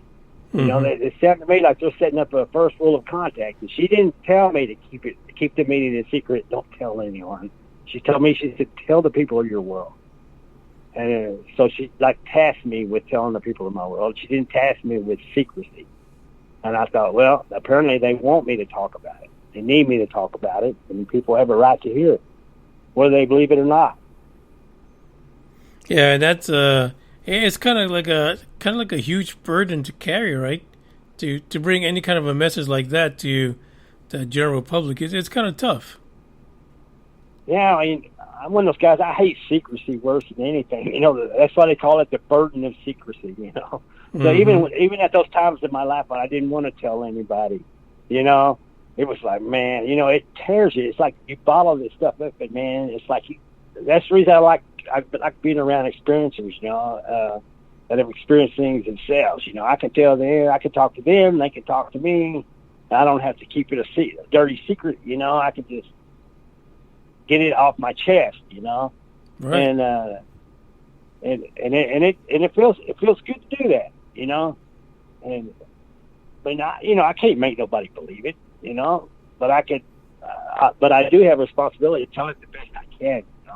But like I said, I had quite a lengthy conversation. I can't remember exactly how they said it and the way they said it. I have to put it into my words and tell you what they said. They spoke they spoke English, but they spoke very proper English. They didn't speak Texan like I do. So. Yeah. But you're kind of like the emissary for their message, so that everyone can hear it. Yeah, but I kind of think they kind of like us, and I haven't heard from them since February 2020. I hope that 2020 didn't scare them off, and they don't want anything to do with us after that. Well, hell, 2020 scared everyone off. So. Yeah, it may have scared them off too, because I haven't heard anything from them since then. So yeah, hopefully not. I don't feel like they did. I feel like they're working on something down the road. I'm sure. I know that they're already. Even though we don't have open contact and the government may not be ready to give us open contact, the ET aren't waiting for open contact. They're already working on how to get us from here to there. They're working on interdimensional travel right now for the means to transport us from here to there. So they're not just waiting for us to finally wake up and say, oh yeah, they've been here. And that's the great news, I think, is that they're not waiting for our disclosure to happen. They're working on what they've always been working on is how to get us from there to here. I don't know if we can get from there to here physically, but I know they can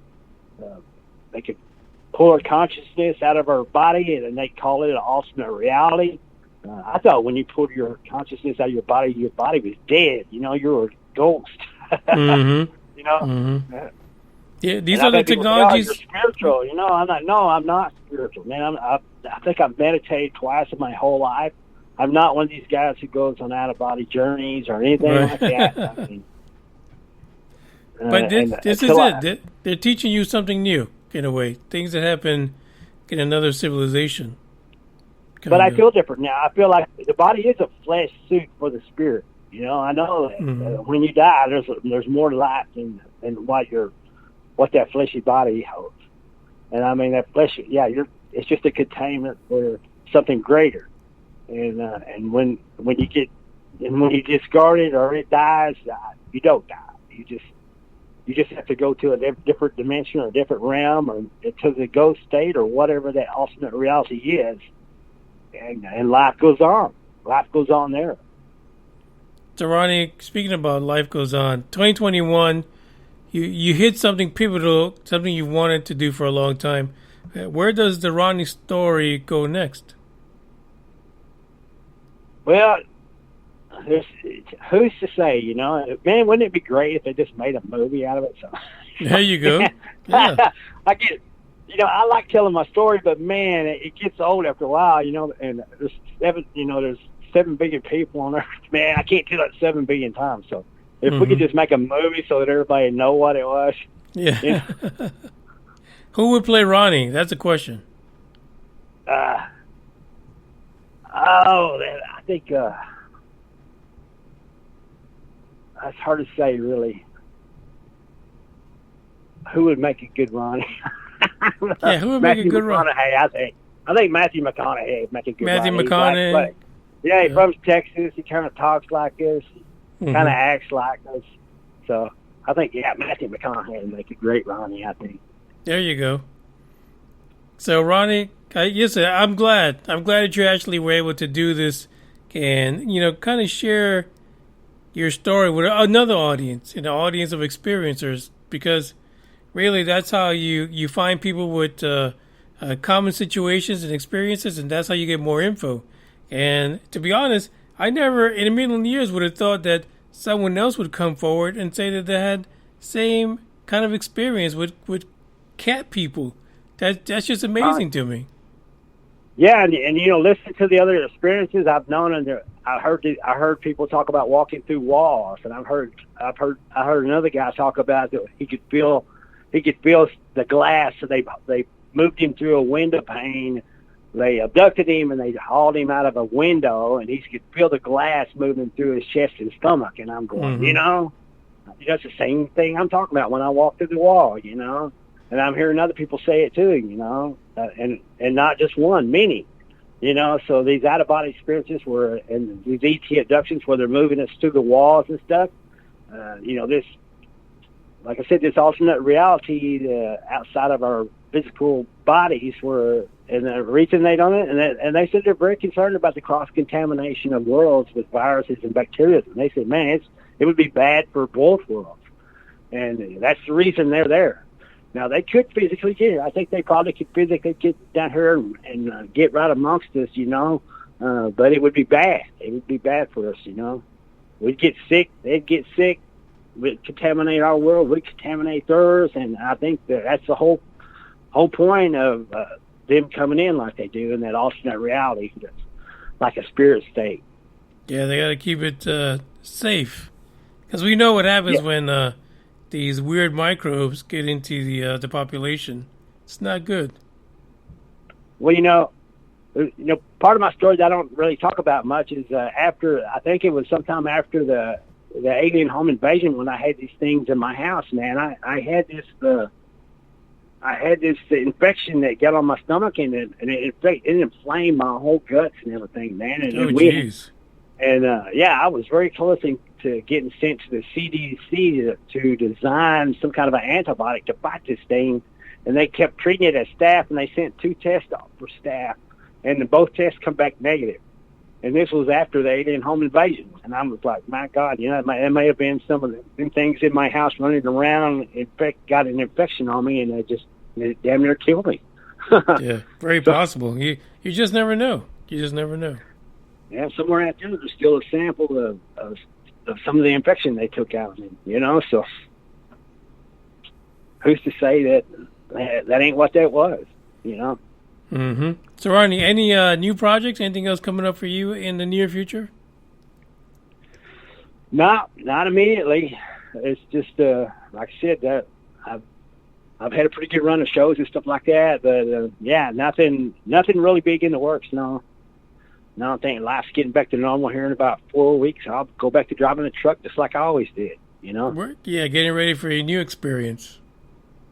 And like I said, yeah, you never know when the next one's going to be or what the next one is going to be. And after this last one, yeah, God only knows what the next one would be. You know? No kidding. So if folks want to reach you... They're going to take you there.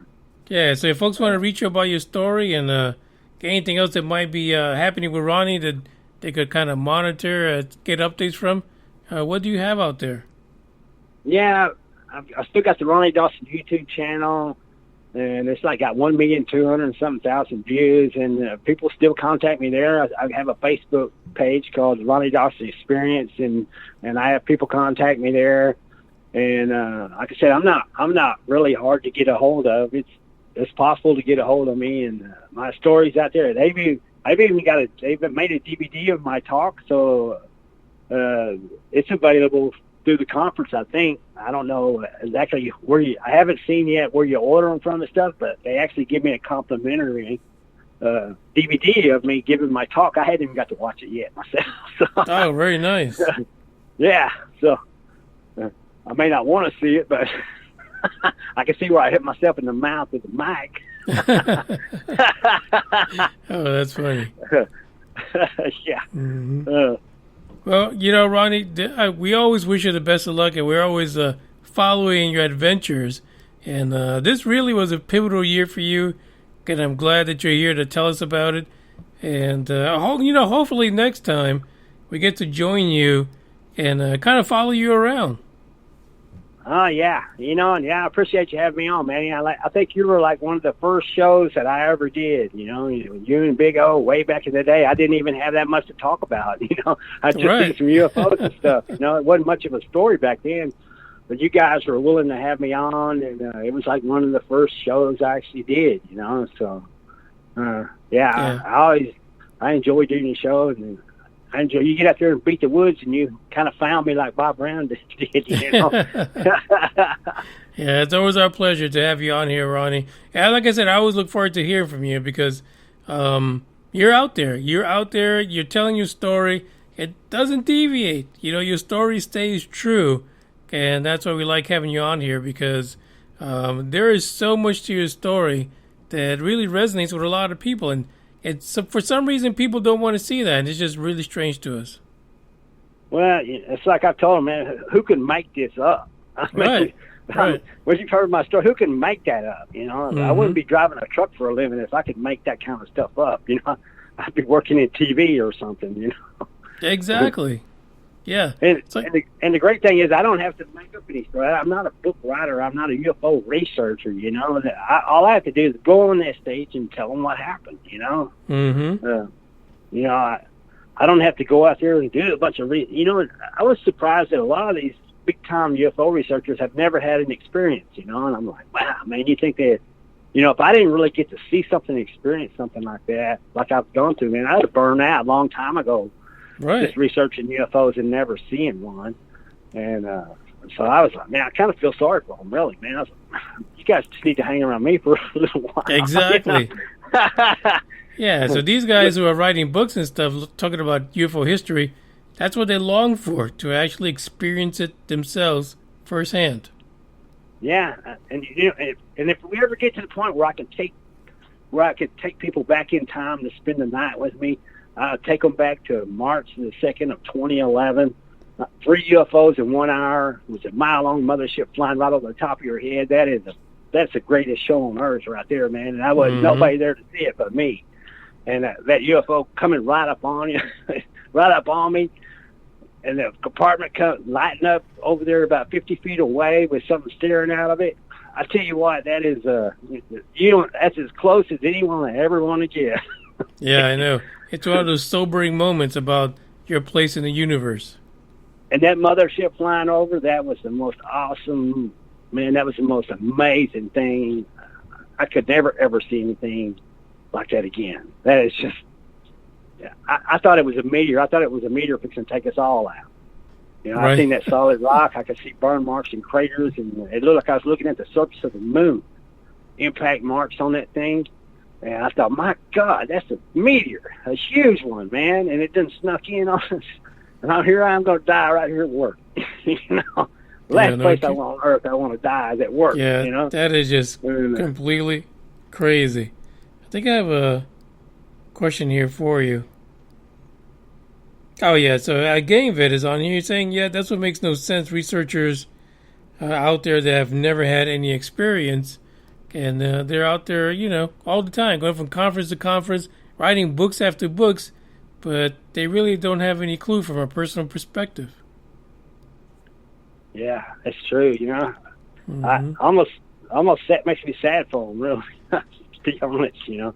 It does. It does. They're really into it. You know, they have to be into it to stay in it. You know, but it's just You know, I don't get to choose who has experiences, and I can't just say AT. You know, I can't say ET. Come here, talk to this guy. You know, Right. Take him through interdimensionally. Give him some I have 17. no idea. Yeah. Why on the earth they would think I was somebody that was deserving to talk to? They said, and I've had people say, "Why you, man? 7 billion people on Earth. Why did ET pick you?" I said, "I don't know. All I know is I drive about a $250,000 piece of equipment out into some of the darkest, most rural places around the state of Texas at night, where if an ET is sneaking around there, he's going to see me. He sees I'm loading crude oil that's pumped out of the core of the Earth, and maybe they thought I was the head of that operation. I don't know. You know, man, I have no idea. You know." They don't know I'm just an old truck driver with a high school education. You know, maybe they thought I was in charge of this whole operation. I don't know why they chose me. I have no idea.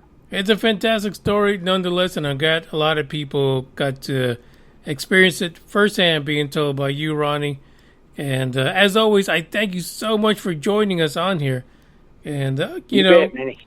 I don't want you to have another scary experience, but I look forward to hearing any more experiences that come your way. Oh, yes, I do. I'll definitely be telling you about it, man. Yeah, absolutely. We look forward to it. Just hopefully it doesn't get bigger than 17. Yeah, I don't think it could get any weirder than 17, but it may. It may. You just never know. Ladies and gentlemen, Ronny Dawson. Don't forget to check him on Facebook on the Ronny Dawson Experience. Also on YouTube, and you're also on Instagram. And you're on Twitter too, aren't you? Oh, yeah. Ronny_Dawson, I think. There you go. On Twitter. The one and only Ronny Dawson. Thank you for coming on and sharing this experience with us.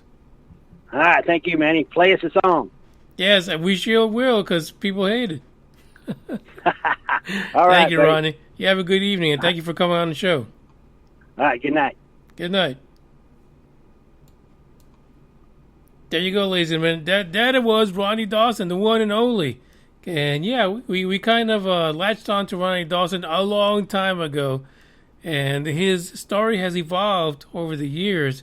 But to make it to where he is right now, you know, at a significant UFO conference telling his story, it is amazing. And we have to get that lady on here to talk to us also about her experience because, you know, the cat people is really the first time I've ever heard it was through Ronny Dawson. But to have someone at a UFO conference kind of validate for him, validate what he experienced is mind-blowing. It really is. So I want to hear what her experience is because she had the other sex, right? She had the cat dudes, you know, going up there and going in interdimensionally through her walls and stuff like that. So I got to hear that. And it sounds like her book, The Dirty Little Secrets of UFO Experiencers. It's anything with a little dirty in it, it's got to be fantastic for me to listen. But as you guys know, before I get off this episode, don't forget that on Tuesday, we'll be back, and I'm going to give you the full-blown synopsis of what the hell I think about the UAP report that was released to the Senate Committee.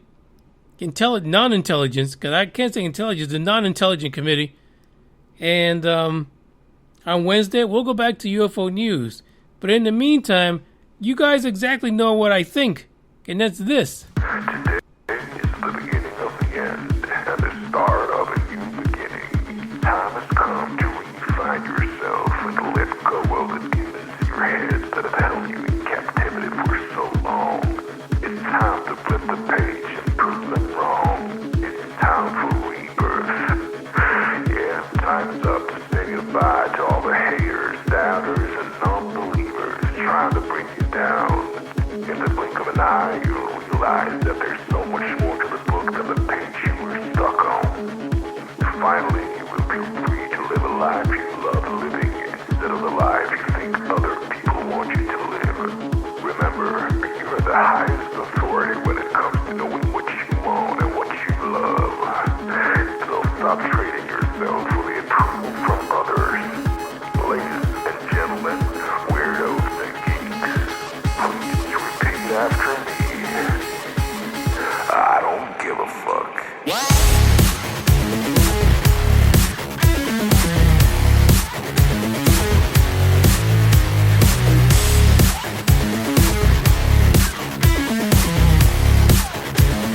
I don't give a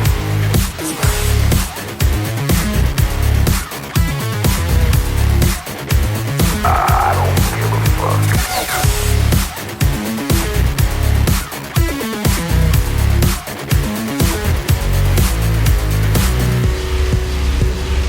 I don't give a fuck. I don't give a fuck.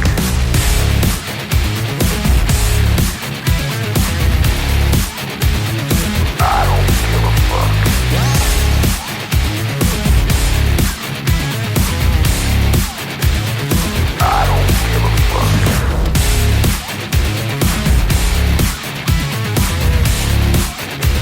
I don't give a fuck.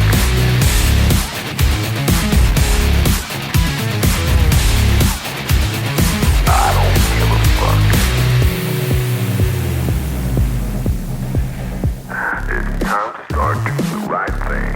So trust your instinct. Stop listening to others and own your decisions. People will always tell you what to do, and how to live. So let's create space for what matters most to you. You'll be glad you did. Now start claiming your time and your mental well-being by saying no more. No more. Say it loudly and proudly. In other words, fuck you.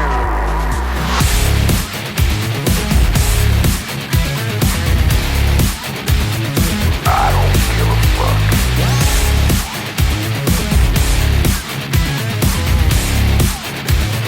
I don't give a fuck.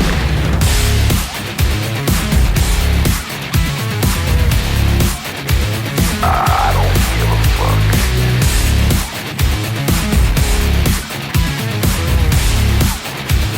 I don't give a fuck.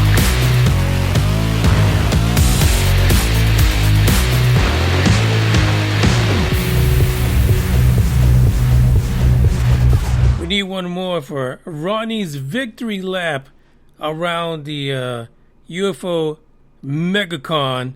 This is for you, Ronnie. We are the Borg. Lower your shields and surrender your ships. We will add your biological and technological distinctiveness to our own.